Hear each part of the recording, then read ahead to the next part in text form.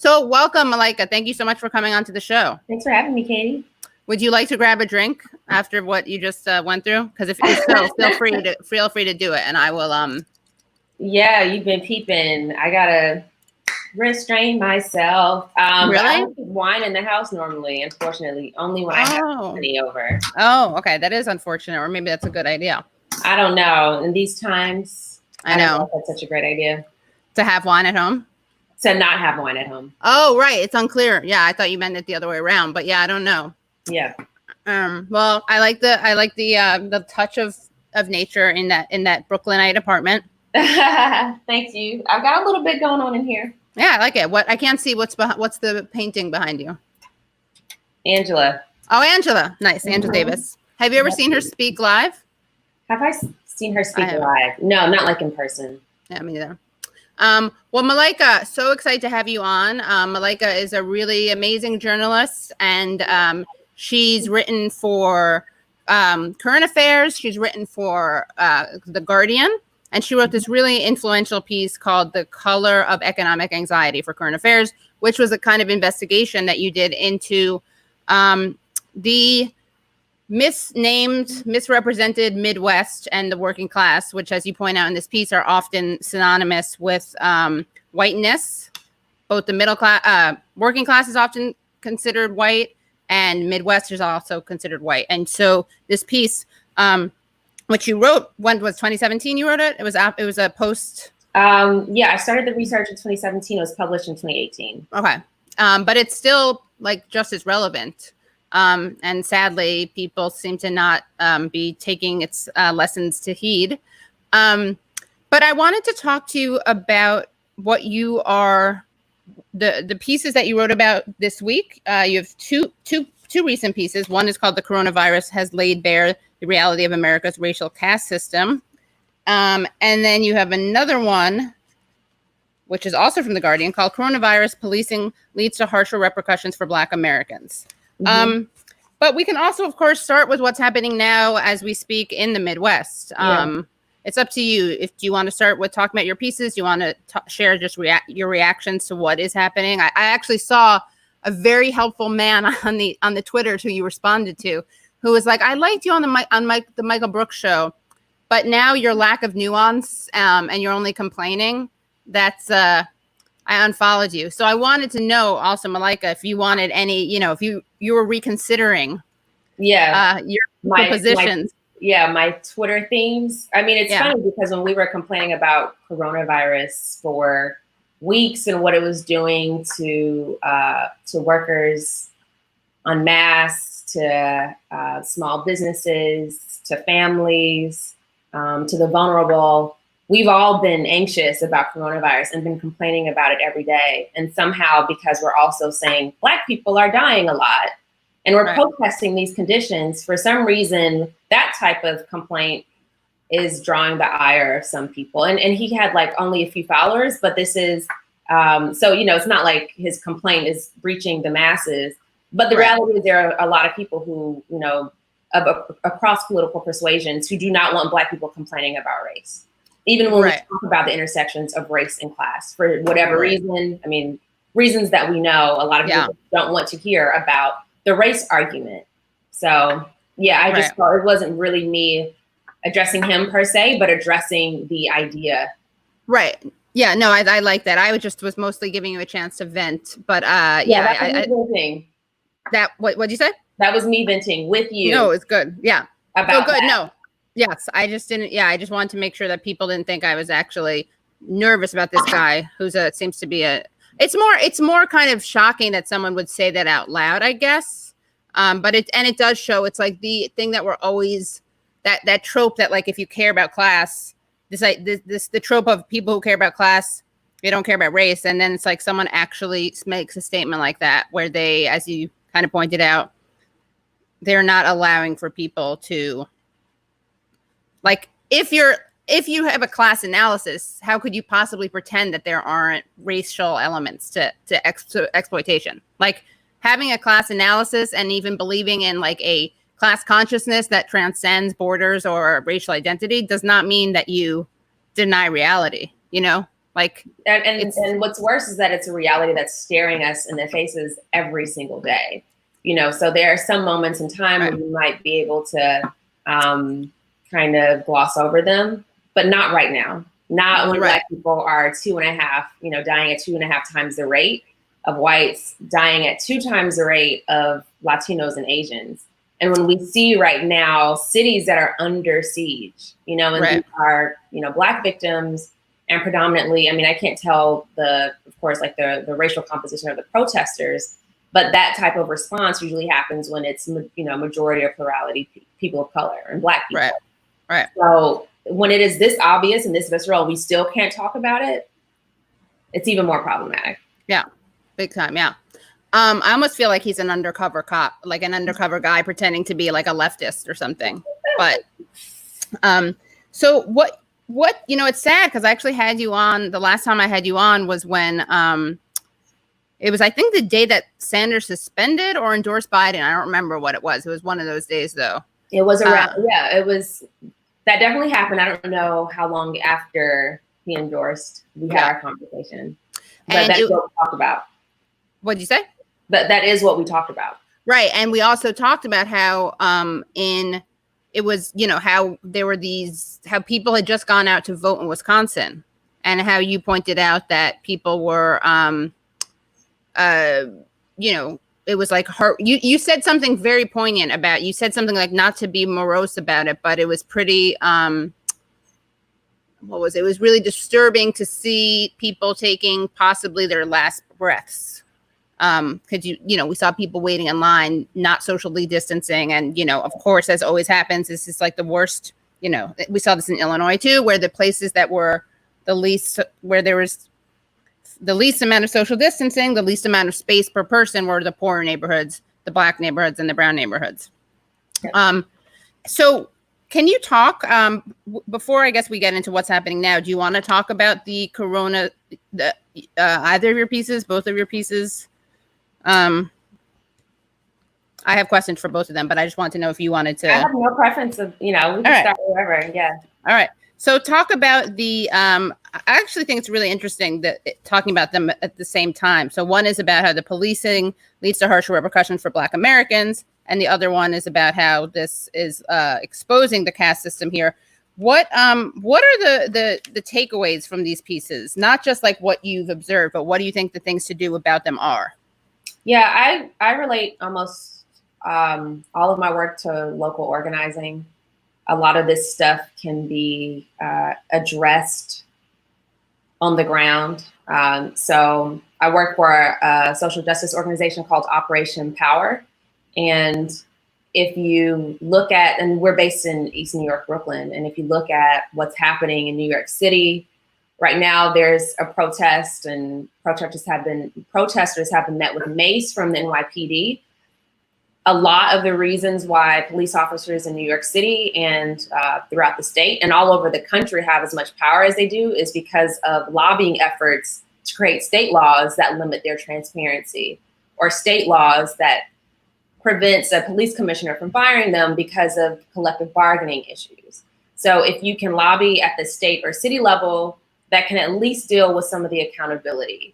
And so the policing reform that, you know, Black Youth Project have talked about, if you look at some of the local groups that are in Minnesota, I've retweeted some of them, like go there and just see what laws they are lobbying for or lobbying against. And I think that's the best way to address at least accountability. White supremacy is a huger problem that's not going to be resolved, you know, just from legislation. It's not going to be resolved by votes.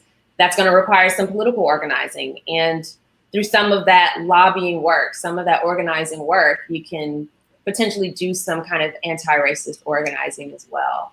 So I think that's a more feasible path. I don't know what's going to be, no one knows what's actually going to work to address all of this, but we do know that we have a Senate and a House that is run by, you know, it's a two-party system that's run by corporate interests.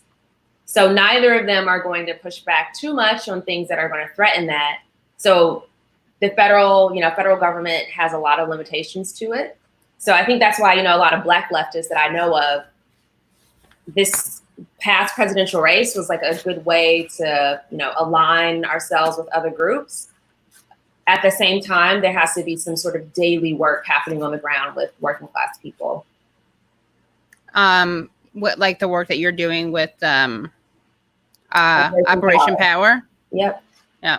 And can you talk a little bit about the policing aspects, which I think is really interesting because it raises a lot of kind of civil liberties, public health, law and order, public safety issues. The first piece that I'm referring to. Can you talk about that one? And if you were surprised by your findings or what made you write the piece in the first place? There were some instances in New York City of people being manhandled. Actually, it was New York City and Philadelphia that inspired me to write that.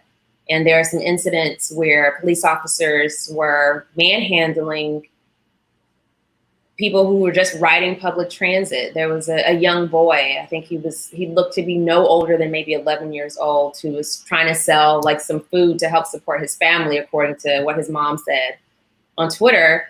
And police officers manhandled him and dragged him up some steps and apparently took him to a precinct and detained him at 11 years old. And so a lot of young men of color get criminalized like that at very early ages.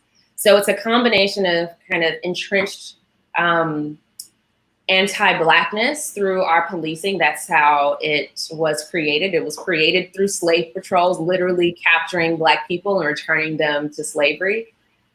It's a combination of that and the intersections of kind of poverty that people have to experience today, because he was out there, he was still on public transit. His family can't work from home because they don't have jobs that allow them to work remotely and do things from Zoom and Google Meet or whatever. So they don't have those types of jobs. And in fact, they were in a homeless shelter. So when you combine decades of this sort of entrenched supremacy and anti-Blackness with people's current material reality, then you end up in situations like this where a little boy can be deemed a criminal because he was passing out, or trying to sell candy on the subway station.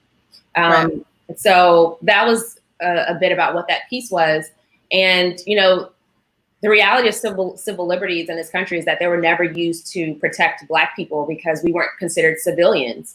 We're not civilians with liberties to protect. We were subhuman. We were property. We were second-class citizens. Even if you were a free Black person, Justice Taney in the Supreme Court said that we had no rights which the white man was bound to respect. So that is literally ingrained in our country's founding documents. So when we think about civil liberties and civil rights, those come from, a lot of it is practice, but also constitutional rights. But they literally said, the Supreme Court said that the Constitution does not apply to us. So when you take that mentality and you, even though it was overturned by the 14th Amendment, there's like a huge gap between what we have written down in the law and what's actually practiced. Because there's always been this two-tiered system of who actually is considered a citizen and who isn't. And that still exists right now. And Malaika, I should add, is a lawyer also. Yeah. But I have a question. You seem to be aware of racism. Did you know this before the Russian ads on Facebook? It probably took me, maybe Vladimir Putin injected a little, I've got like some sort of chip in there that told me that he's the one who created it. Yeah. I'm amazed that I still see that argument, by the way. We're all Russian bots. No. It's really, it's not, and most people who are liberal or whatever don't overtly say it doesn't exist, racism, but it's like, it's so infantilizing. I saw something the other day, I can't remember who it was, but it was something about some, intelligence apparatus woman or someone who'd worked for the FBI or whatever, saying how, much of the money that Russians spent was on voter suppression and confusing Black people. And it's just like so infantilizing also. If you look at what's happening in Minnesota, it's democratically controlled. It's voted for a Democratic president for, historically, I can't say how long exactly, but at least the past few presidential races. New York is run by a Democratic governor. the city's run by a Democratic mayor. We have a Democratic majority in our city council. But, policing and, being pro-police, being pro-capitalism crosses party lines, as we both know. Right. And also, I just had David Sirota on to talk about Andrew Cuomo, who gave lobbyists basically from nursing homes this immunity that has probably almost definitely led to higher deaths in nursing homes. And of course, we've seen I was watching Democracy Now! The other day, and just the rates, they're doing these trackers of the background of people dying, and the rates of Black people deaths in nursing homes is like so much higher, so disproportionate. And so you have Cuomo giving these corporations, protect immunity from being sued, which then takes away any kind of, the only thing guiding them is their bottom line, right? And which means that they don't have as much staff, or they don't have as much overhead, and there's a lot of negligence. And it's just interesting because as much as Cuomo tries to be this socially progressive guy, you can't actually be that. I mean, you know this more than anyone else because you talk about this stuff all the time, but it's the illusion that you can be socially liberal and fiscally conservative has been so debunked by, always has been, but with Corona, it's so stark. Absolutely, because it's very clearly lip service. And so when somebody like Cuomo, tweets, or he goes on his press conferences and he makes these grand pronouncements about, who are the heroes and who we need to be saving, or Joe Biden just tweets enough in reference to Minnesota, when just a week ago he was defending the crime bill and saying that Hillary Clinton was wrong for apologizing for it. And I think they expect that people have short-term memories.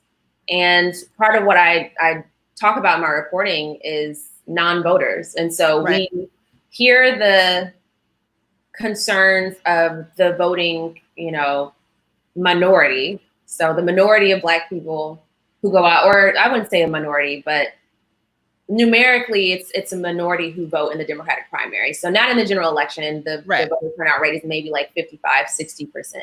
But in the Democratic primary, it's definitely a minority of Black voters. But those are considered to be the thoughts of the Black vote. Right.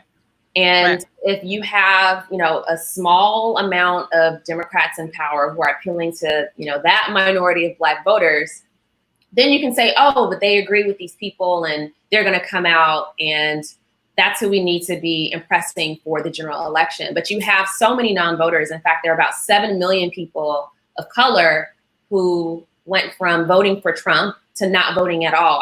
Voting for Obama to not voting at all from 2012 to 2016. So you have all these people. It's kind of, the masses of people the ones who are going out on the streets right now, the ones who are angry, the ones who are disillusioned, who are not being reflected in the Democratic primary. So we think that there's enthusiasm for Biden amongst Black people, but then you have a whole other world out there where they are fed up with both parties. Right. Yeah. And that's something I remember. I don't remember who I was talking to, but it hit me. I was like, oh yeah, whenever we're talking about people are like Black people, even within the general, right, where it's not a minority that stays home, but it's not an overwhelming majority. I don't know. Do you know what the white voting rates are? Are they comparable in the general? No, I want to say it's 60 to 70, and the Black voter turnout is about 50 to 60. Yeah. But in both cases, it is interesting how because politicians are so not interested in voter turnout, because that would mean they would have to actually do things to excite people. Yeah. It's always about the mythical white, white Midwestern swing voter, the moderate voter, the Republican, soccer mom or whatever. Yeah. The what? The suburban wine moms. Wine mom. Yeah, exactly. Yeah. I don't mind being a wine mom, I know.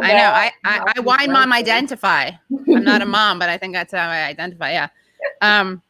And what are your thoughts on, so that's just a big thing that people have to remember, is that there is, there's not a monolith, but even within certain monoliths,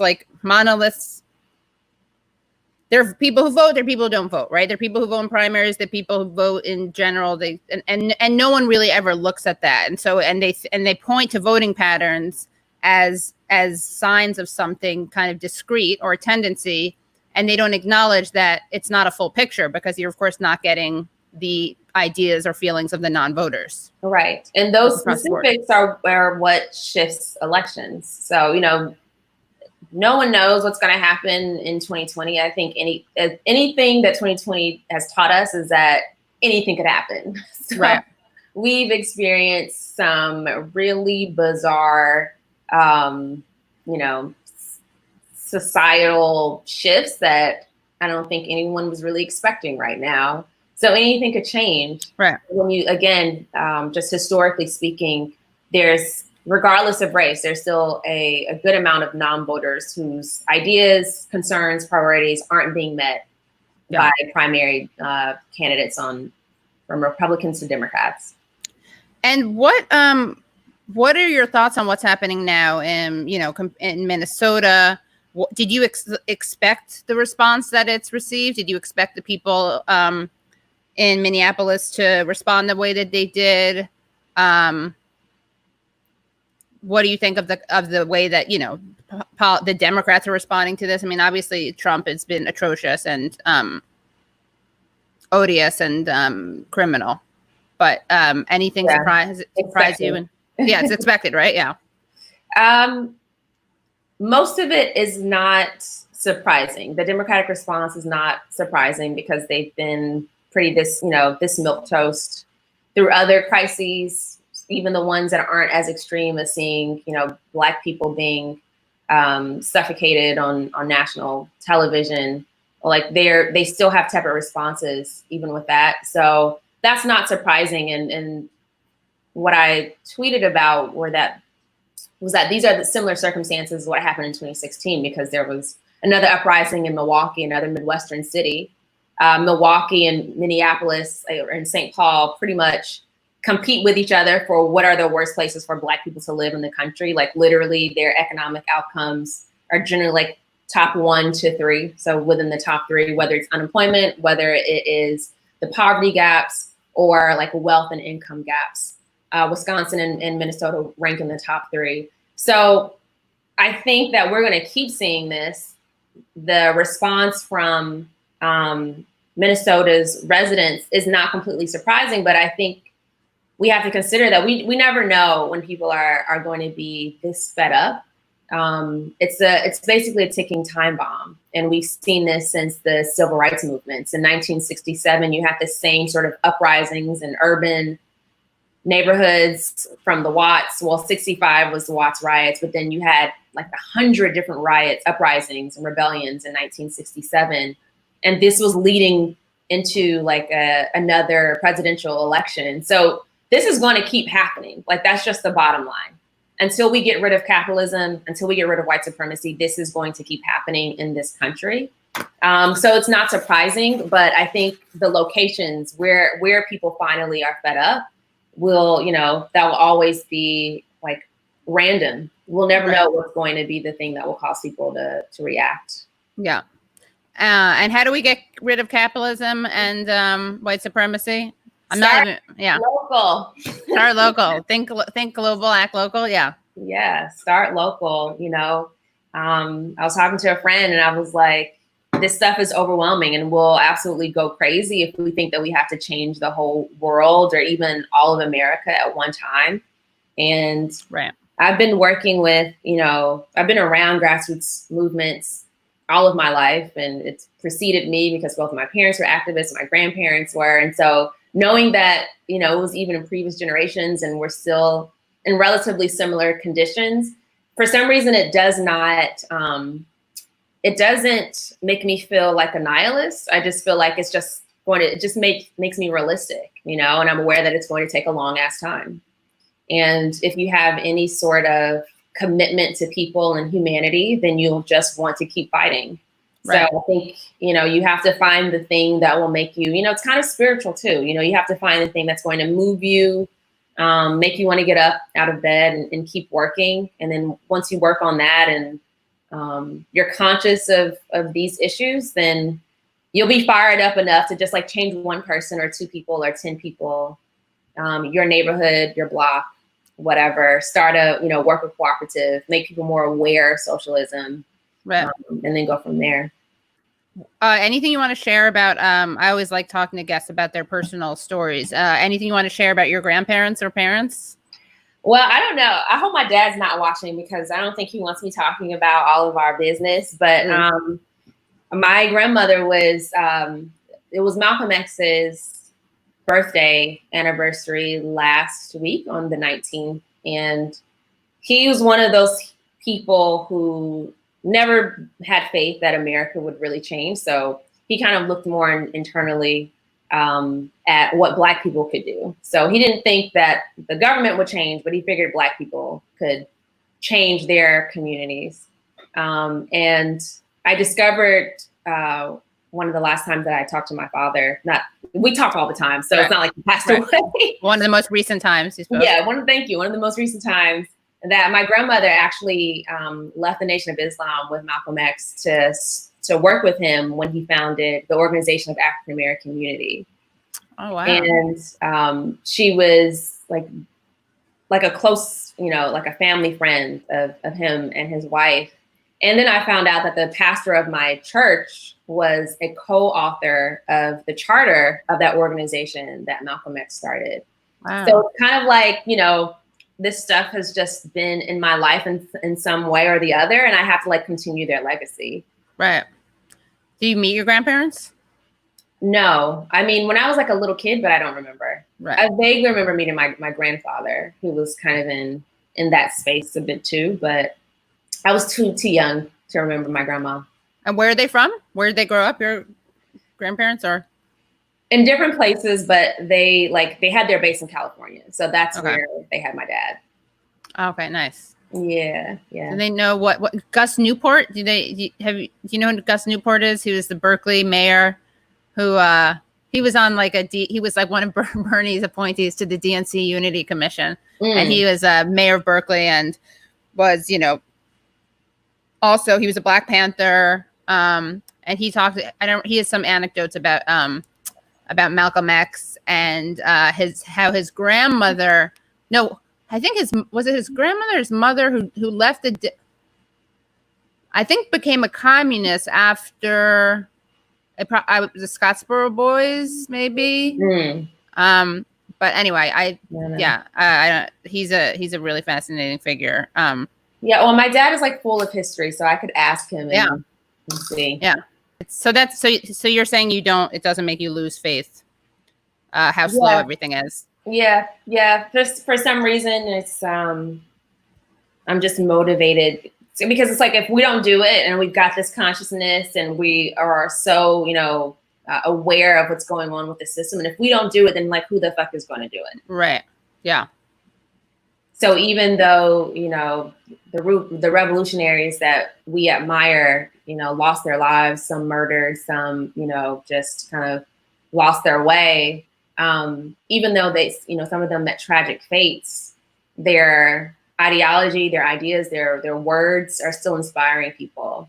And that inspires me that can last, as much as people try and dampen our faith and dampen the work that we're doing, we're still doing it. Yeah. So fuck them. Yeah, nice. I can say that on your broadcast. Yeah, of course you can. Yeah. And a nice comment we got from Gabe Motz. This is a really cool. Malaika, you are a hero. The leaders of the future are arriving today. Oh, thank you. That's sweet. So, how do you describe your politics? I would say I'm a Black radical. I'm a socialist and a Black radical. Do you feel like, what were your thoughts on Bernie? Because I know that your part of your vision and your politics is very much based on the limitations of electoral politics. Were you at all excited by how do you see Bernie's campaign how does that fit into your political vision? I mean, I'm reluctant to talk about like specific candidates just because, you know, I don't want there to be any conflict of interest with the actual reporting work that I do. But I will say that yeah, okay, I will say that his campaign, I think, was the closest to the sort of progressive movement that socialists could ask for. He did a really good job at, you know, of inspiring people and motivating people, as we saw through all his rallies, through the fact that he won, I think it was like the first 3 primaries. And even when you look at, you know, people were making such a fuss about South Carolina and Joe Biden winning, it was Bernie's ideas that were actually the most successful and that some people falsely attributed to Joe Biden. So I think more than half of people said that inequality was a big problem, like income inequality was a big problem. More than half of people said that they would support Medicare for all. And so you can go down the list of all these things that the progressive movement has fought for. And I don't consider myself progressive. I consider myself a radical. They're a little too, Bernie's a little too, you don't want to get into it, but he's a little right wing for your taste. He was a compromise in my, you know, I think he's a compromise for, I think, a lot of Black leftists because he needs to do better critiquing the intersections of race and class. And recognizing that it's actually like a viable, like organizing tool. So if they, I think, did more work, there's a lot of reasons why there wasn't success in South Carolina and Super Tuesday. But one of those things that I think that was within their control, I think the media was a bigger factor, media consolidation and Democratic establishment consolidation around the candidates, or Joe Biden as the candidate. But in terms of what they had in their like wheelhouse, I think organizing more in the South, the moment he knew that he was going to run again would have been helpful. So I don't think he would have beat Joe Biden in most of those Super Tuesday states, but I think he definitely could have closed the gap so it didn't seem like such a wipeout. Yeah. I bet he could have. I mean, I also wonder how much the COVID-19 played a role, because I do think a lot of this was that. I mean, obviously, my liking Bernie is no secret. Although I feel like I've got a lot of cred because I've had some people on the show and on Useful Idiots where people really go after him, and I've sat there and I've remained quiet. I haven't like kicked them out of the show or like you know just disconnected their feed. But I do think that really that like the difference, and I talked about this with Breonna Joy Gray the other day. The difference in the way that Biden's campaign handled COVID and Sanders' campaign did was pretty stunning. The Sanders campaign basically suspended their get out the vote operation. And I think that's a big reason of, which does not at all contradict what you're saying. But it is, I just think that like this was a major reason that he stepped down as early without pushing for more concessions, I think was related to this. Yeah. I do think I think he was personally concerned with that. And I also think that some leaders within the party were using that as leverage. Almost like a situation. Well, do you want more and more people to die? And then they would blame him for people going to the polls instead of, Joe Biden, for instance, giving people misinformation about the safety of, wiping down booths instead of lobbying for, mail-in ballots. And they could have done more work with state Democratic parties on that, and they did. Yeah, they could have. Yeah, and Simone Sanders basically lying on TV that the CDC had said it was safe to vote. I just wasn't. Yeah. So yeah, no, I agree. I think that's part of what I mean when I say the COVID-19. I mean, it's precisely the fact that, because look, like people who cared more about human lives could have been like, let's postpone these. And I think that you're right. I think that Bernie knew that they would play chicken with people's lives. Like they wouldn't postpone them.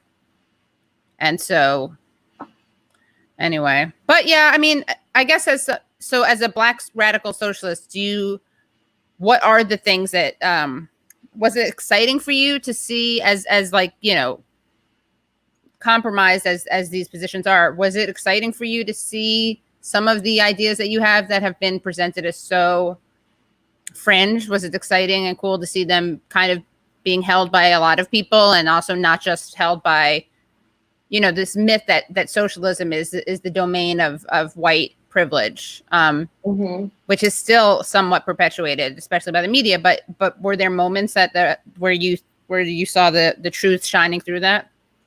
Well, it's kind of in like levels, because, you know, free college, and to me, free college, free healthcare, eliminating people's student loan debt it will be liberal in any other country. You know, socialism Right. is saying we need to get these corporate owners and these boards to give up some of their ownership for their workers. Like, that is socialism to me, is giving more power to workers.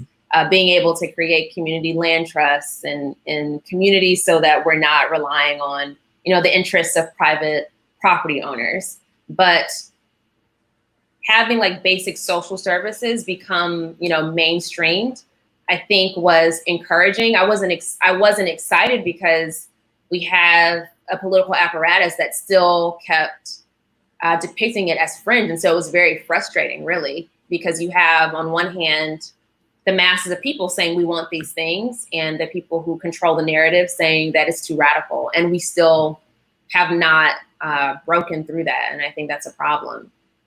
Right. Yeah. I do think, though, that it shifted something, just seeing that even though, as you said, a lot of these things are just basic, like, center left ideas in Europe, yeah. I do think that it's an important step.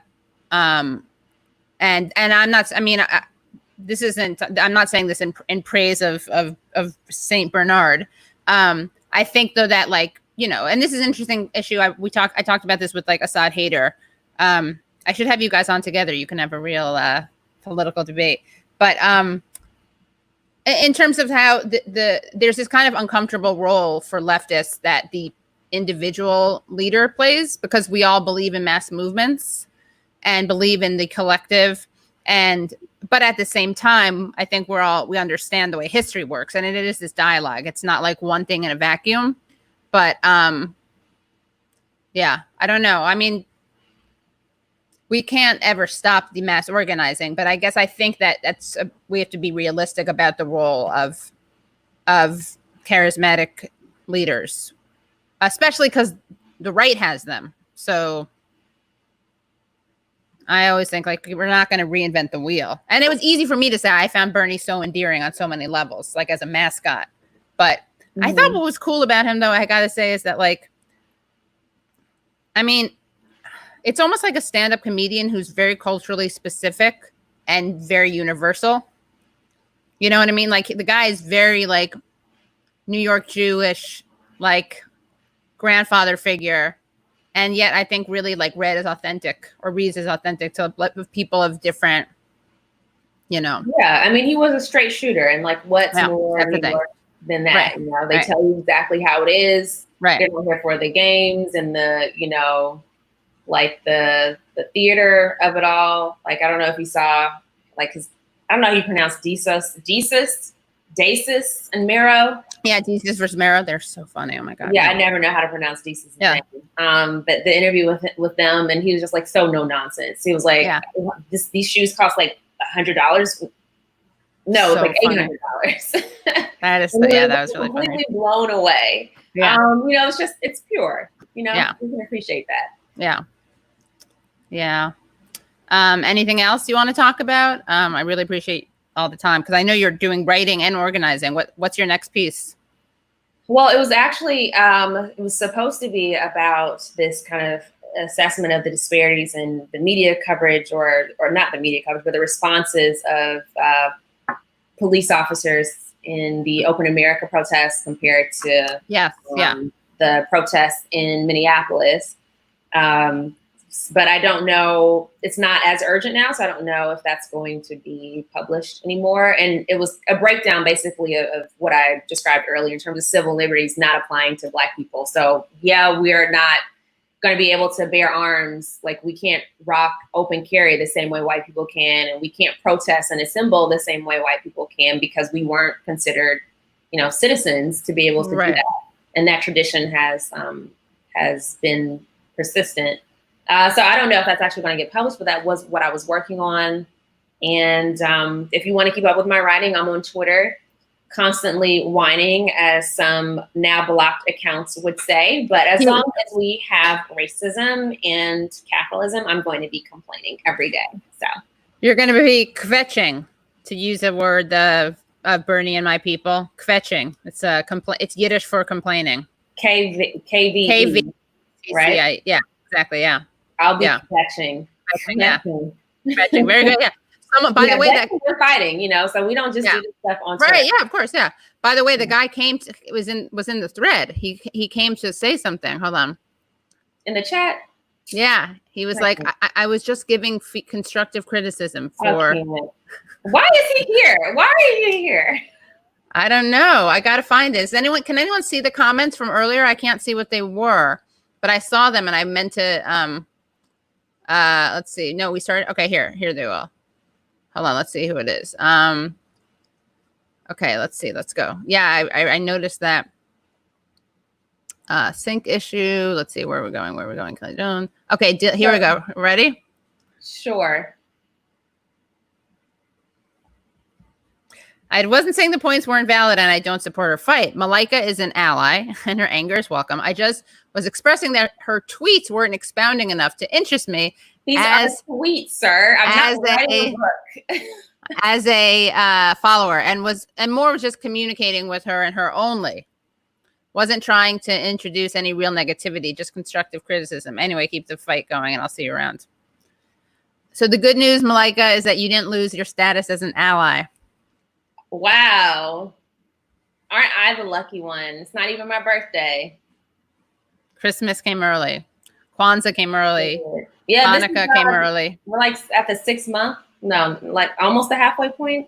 Yeah. Christmas, maybe. Half Christmas. Half Christmas gift. Yeah. That is really funny. Yeah. And so, why, I think, did I miss something? Why is it not relevant anymore, that piece that you were going to write, the comparison piece? Just because it's like now, so we're moved past protests and now like the city is in flames. And so it's like, well, what's causing, the city to be like, there's a whole uprising now. So right. Talking about civil liberties is probably not as pertinent. I don't know. We'll see. I don't know. I feel like already, but read it. You should read it to us if they don't publish it. Publish it here.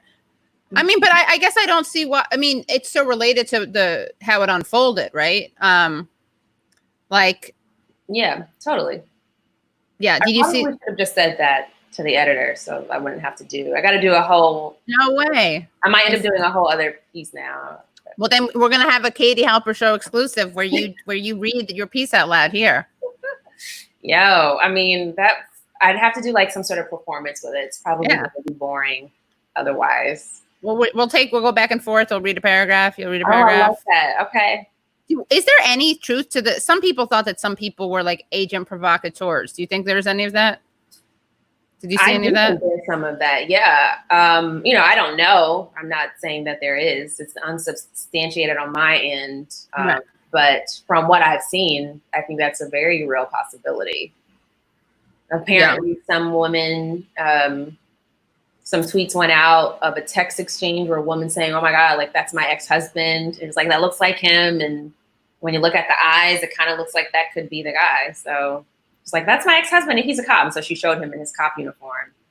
Oh, wow. As apparently one of the arsonists. Wow. I just put up your Twitter thing. Yeah.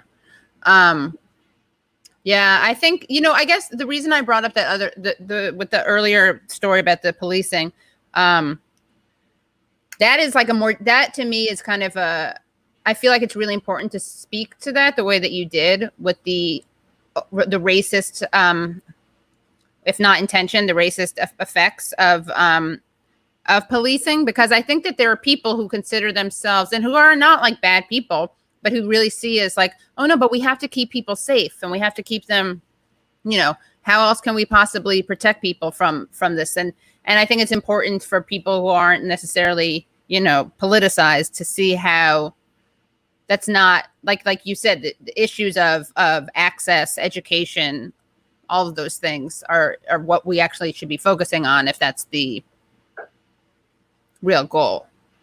Oh, wait, I'm sorry. Can you say that one more time, Kate? Sure, yeah.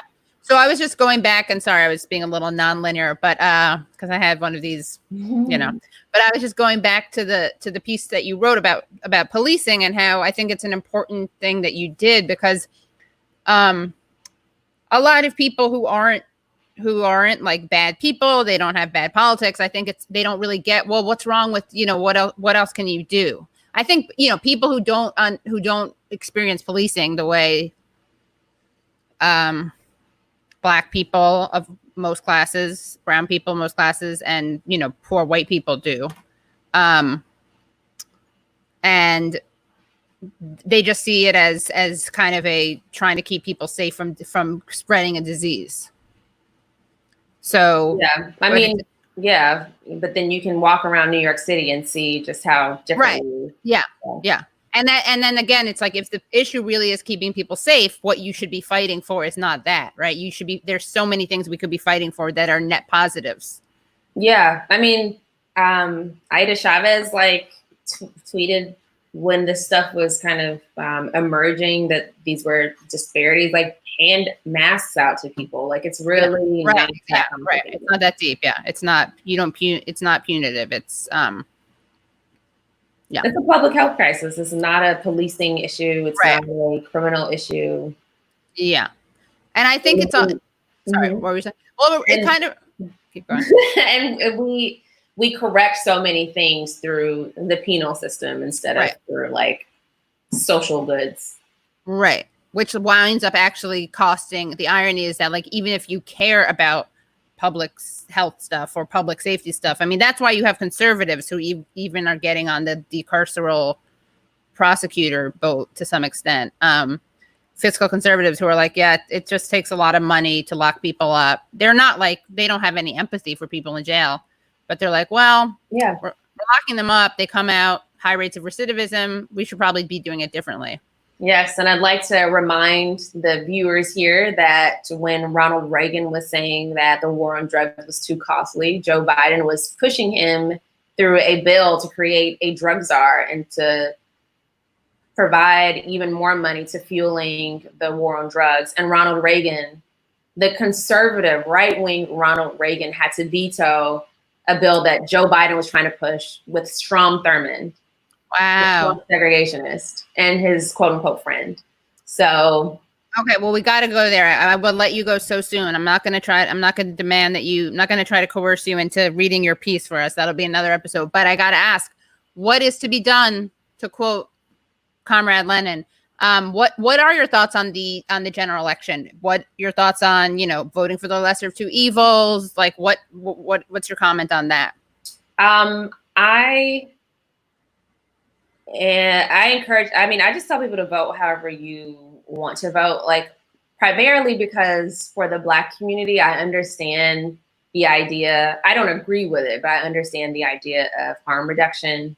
Yeah. And we have a president right now who said that we need to shoot looters and quoted, you know, a 1960s like police chief from the South when making that statement. And so, I don't, you know, I don't agree with that argument about harm reduction. I think that the struggle is much larger than electoral politics. So I'm not going to express I'm not going to limit my future to whether I'm voting for Biden or Trump. Like, that's not the end all be all, as I think Democrats are trying to paint it as. You know, they are looking at this whole systemic picture and saying, okay, we got this, we've got COVID, vote. Like, that's not going to fix this in November.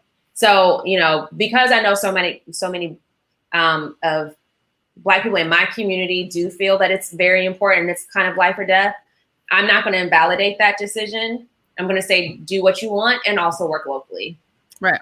Do you think that, like, do you have any position on, some people think, like, how do I ask this question? Like, would it be harm reduction to have Biden in? Do you even think that that's true? No, I don't agree with that whatsoever. So you don't think there would be harm reduction? No, okay. No, I don't think so.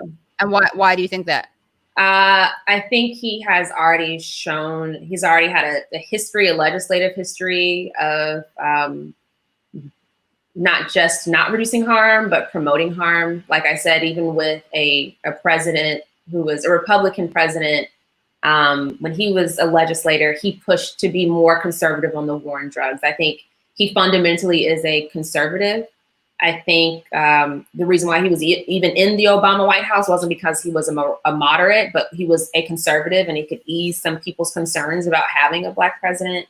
And, you know, he's articulate and clean.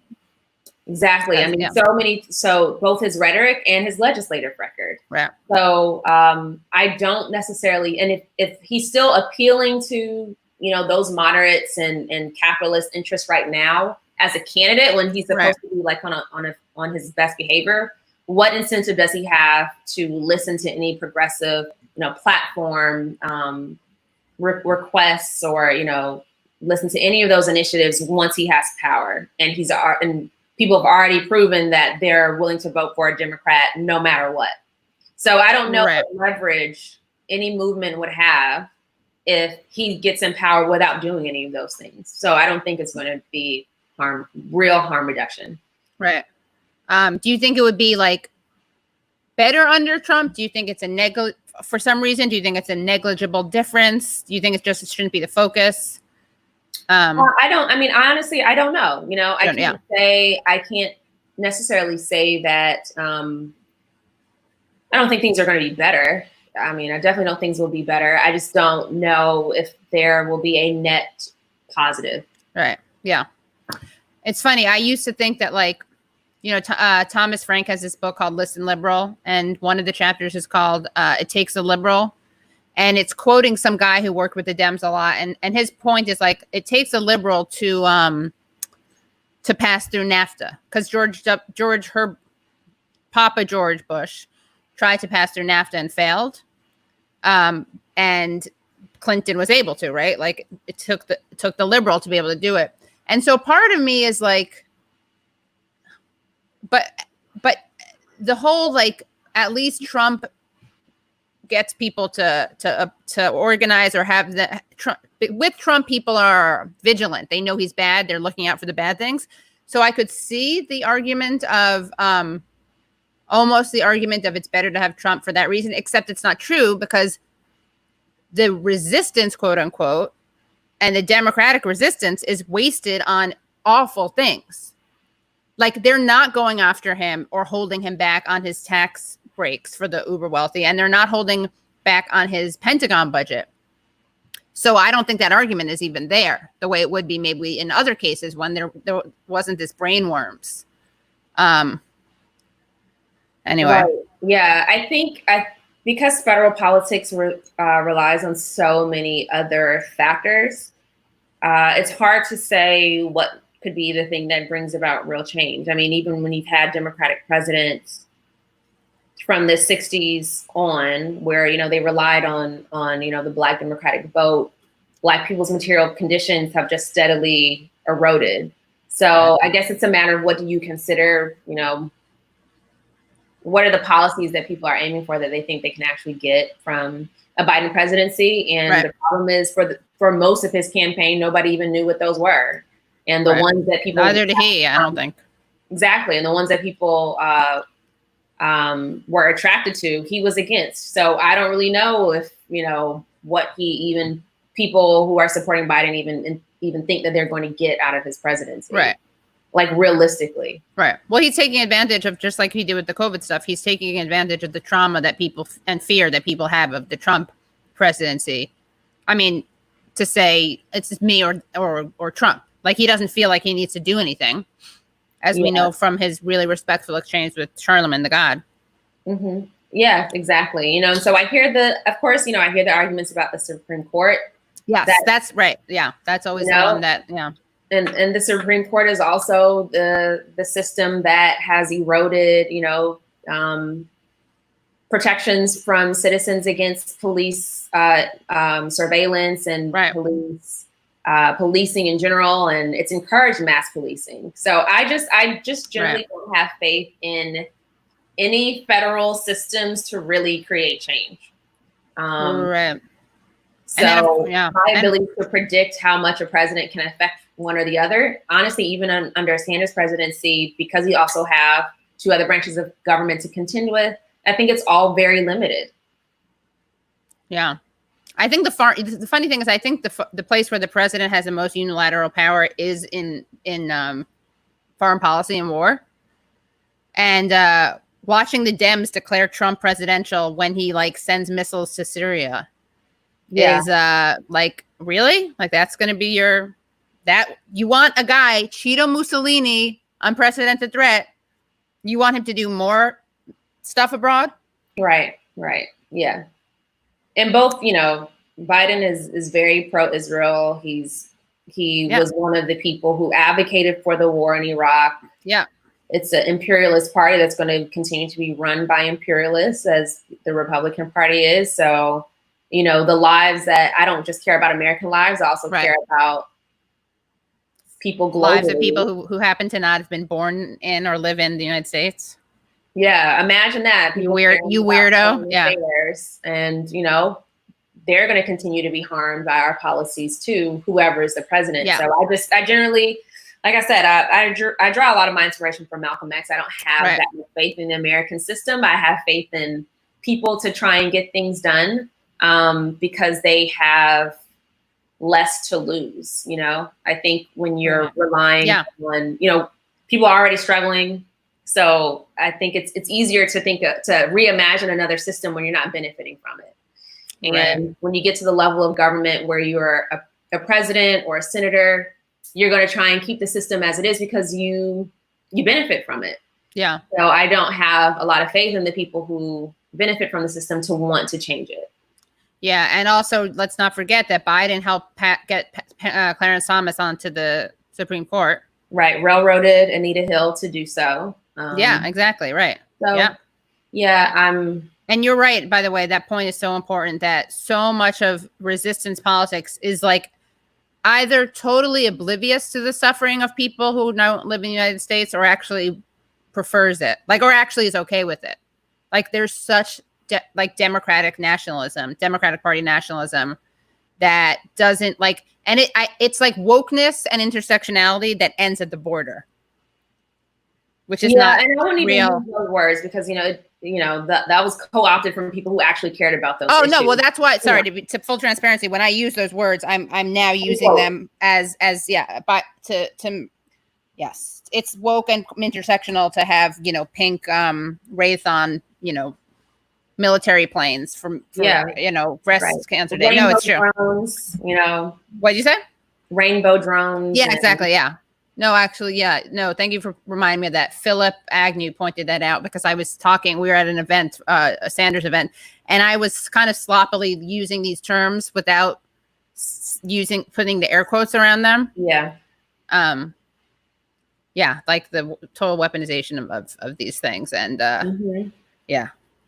Yeah. So, I think that's where my local thing comes in. It's not just, the fact that it's more accessible, but it's more realistic because, these senators, these Congress people, they have to campaign constantly. And so they need that money. They need the donors. They need to be entrenched in the system in order to keep winning. So I don't think a lot can change there without more, aggressive movement, mass organizing from the people. Yeah. And since people aren't ready to bear arms right now for that, then we got to make sure we are. So I didn't even ask you any quick thoughts. You're going to kill me. Any thoughts on the NRA? Well, the right to bear arms. Do you have a principle or practical take on that? On focusing on self-defense? In terms of what? Well, whether, in terms of what? You're right. I should ask a more concrete question. Whether people arming, whether you think that, is Killer Mike, okay, I don't think anyone who believes in what Killer Mike believes in thinks that the NRA is a good organization. But in terms of do times like this make you think that people really do need to get armed more? Yeah, I think people should be able to defend themselves for sure. Do you think like, yeah, I guess my question on that is not even a moral one. A space moral, not a moral, But I'm always just, my worry is that it will just, given how out-armed people are, out-armed, the left, out-armed people of color are, out-armed, like it'll just be like, I mean, I was gonna say it'd be a bloodbath, but there are so many bloodbaths, but that'll be the combination of the imbalance and the impunity which police face for murdering Black people, basically. While I don't have any like I don't think it's a moral issue. It's also not my place to tell other people this. I'm just curious if you think it's strategic, what you think of it strategically, I guess. I don't think it as much of a strategy as much as just survival. If you have a system that kills you, whether it's, through quote unquote legitimate means or through vigilante violence, either way, people need to feel protected. And there's almost a misreading. I'm not saying that that's what's happening through this, but just for instance, people talk about the civil rights movement and how it was a nonviolent movement, yet they don't know the history, and our schools haven't taught us the history that a lot Black Panthers relied, not just them, but they relied on the sort of underground networks of Black people in the South who were armed to protect them. Right. So, there was an anecdote that Akinyele Umoja, Dr. Umoja is the chair of African American Studies at Georgia State University, and he wrote a book called We Shoot Back, and it was on the Mississippi Freedom Movement and how there are these underground movements of radical Black people in the Deep South, even though they were outnumbered, even though racial terror was more extreme there than anywhere else, they still knew that they needed to protect themselves. And so one of the anecdotes that he talked about was when Martin Luther King had a choice of whose house he was going to stay in. He chose the people who were armed. Right. He chose the folks who he knew could at least defend him if some went down. And a lot of civil rights leaders had that kind of informal network in place. And, we're dying either way. So at least try to defend yourself. I mean, we've been nonviolent, even through the Black Power movement, that was not the majority of Black people. So we've been nonviolent, and I don't consider self-defense to even be in the same, category. Right. No, I don't mean that in any moral sense of, and I guess part of it is the framing, right? Of but I just mean like, I guess how much number. So it's, what kind of strategy is it if that, that's what right. Yeah. That's all. So this strategy isn't working either. Right. Not being armed. Yeah. So, and then something that I read too, that was kind of interesting was, this other book called Barbershops, Bibles, and BET. And it was about the informal spaces where Black people gather and talk about politics.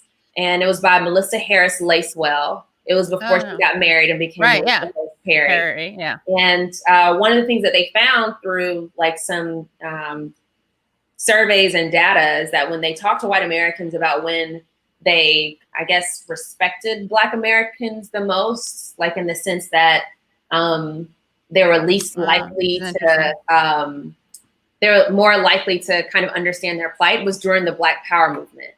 During the period where they were advocating, or when, some of the more vocal leaders were advocating for self-defense.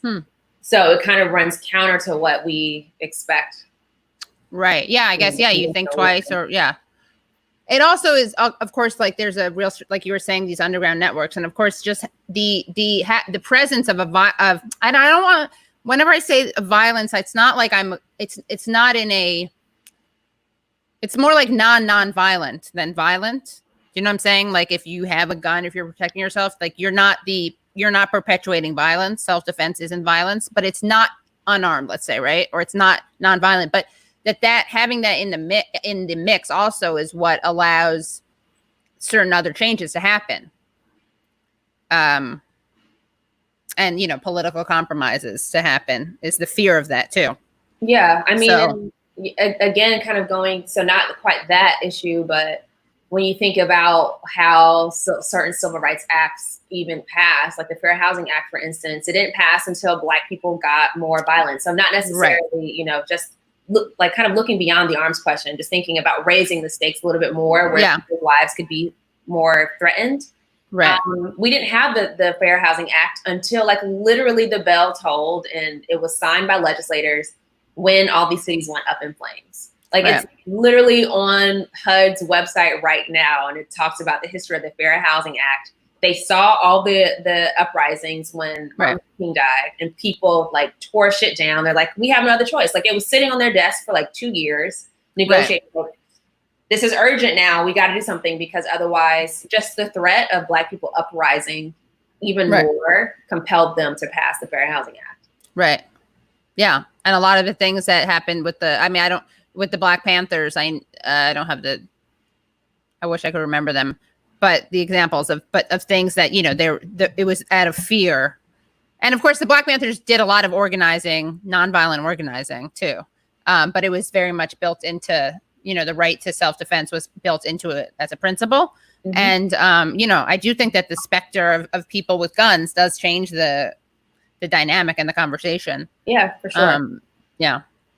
Anyway, well, thank you so much. That was really fun. I'm glad I kept you on for so long. 45 minutes, and I know. And now we got like an hour and 20. Yeah. So yeah, come back. We'll do I want to get that guy's name. From the Georgia University. I'll ask you about it later. But I'll put it in our chat. In the chart. Yeah, great. And also make sure I put in the link for everyone. And you, Malaika, I think you'll really like it, because you're, as someone who actually, one of the people who remembers or sees Palestinians as human beings. That we had a really interesting chat on Useful Idiots. Matt Taibbi and I had a really interesting chat with Ali Abu Nima, who's the co-founder of Electronic Intifada, and he wrote a really great piece for that website, comparing Joe Biden's treatment of Black Americans with his treatment of Palestinians. And there's a very similar paternalism and focus on individual choices and personal responsibility and I saw that in his and I was like, oh my gosh, really? Yeah. I don't have anything more articulate to say about that. No, it was good though. It was good. It was a really good side by side of I mean, you saw in Biden's position that, first of all, he didn't even call it foreign policy. It was like Biden and Jewish Americans or something, or Biden the Jewish people, which is like, as a Jew, I'd appreciate you not conflating me with, political project that I'm not on board with anyway. But it was like a lot of the same stuff, like, Palestinians, chose to be colonized and, ethnically cleansed, just like Black fathers choose to be whatever, insert the thing. Their personal choices. Yeah, right. So, yeah. Well, thank you so much. And yeah, you should. Hey, if you don't write that piece, you got to come on and do a reading. We'll do someone will we'll have a djembe in the background and some I'll see what I can do. Yeah, some spoken word vibes. Yeah. Okay. Thank you so much, Malaika. All right. Good to see you. You too. Bye. You too.